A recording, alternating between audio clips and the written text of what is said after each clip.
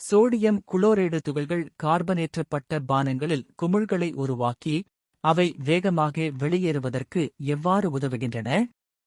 1. Nucleation புள்ளிகள். கார்பனேற்றப்பட்ட பானங்களில் carbon di oxide வாயு மிக அதிக அழுத்தத்தில் கரைக்கப்பட்டிருக்கும்.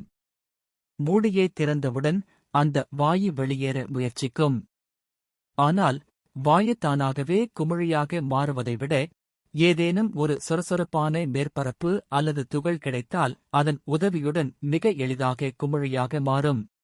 ஒப்புத்துகள்களின் மேற்பரப்பு நமக்கு கண்ணுக்கு தெரியாத பல நுண்துளைகளையும் சொரசொரப்பான அமைப்பையும் கொண்டிருக்கிறது.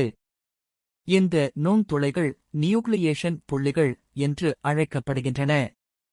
பானத்தில் இருக்கும் வாயுக்கள் இந்த புள்ளிகளில் மிக எளிதாக ஒன்று கூடி குமிழ்களாக மாறுகின்றன. 2. பரப்பழுவிசை குறைதல். தண்ணீர் அல்லது கோலா போன்ற திரவங்களின் மூலக்கூறுகள் ஒன்றை ஒன்று இறுக்கமாக பிடித்துக் கொண்டிருக்கும். இந்த பரப்பழுவிசை காரணமாக கார்பன் டை ஆக்சைடு வாயுவால் எளிதில் குமிழ்களை உருவாக்க முடியாது. ஆனால் ஒப்புத்துகள்கள் பானத்தில் விழும்போது அவை திரவத்தின் இந்த பரப்பழுவிசையை குறைக்கின்றன அல்லது உடைக்கின்றன. இதனால் வாயு மூலக்கூறுகள் திரவத்தின் பிடியிலிருந்து விடுபட்டு மிக வேகமாக குமிழ்களாக மாற முடிகிறது. 3. சங்கிலித் தொடர் எதிர்வினை.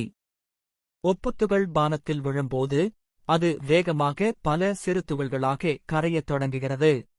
ஒவ்வொரு சிறிய ஒப்புத்துகளும் ஒரு புதிய நியூக்ளியேஷன் புள்ளியாக மாறுவதால் சில நொடிகளிலேயே லட்சக்கணக்கான கார்பன் டை ஆக்சைடு குமிழ்கள் ஒரே நேரத்தில் உருவாகின்றன.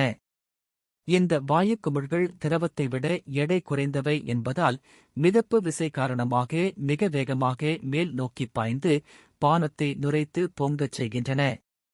சுருக்கமாகச் சொன்னால் ஒப்புத்துகள்கள் கார்பன் டை ஆக்சைடு வாயுவிற்கு அடைக்கலம் தந்து அவை குமிழியாக உருவெடுக்க ஒரு ஊக்கியாக செயல்படுகின்றன.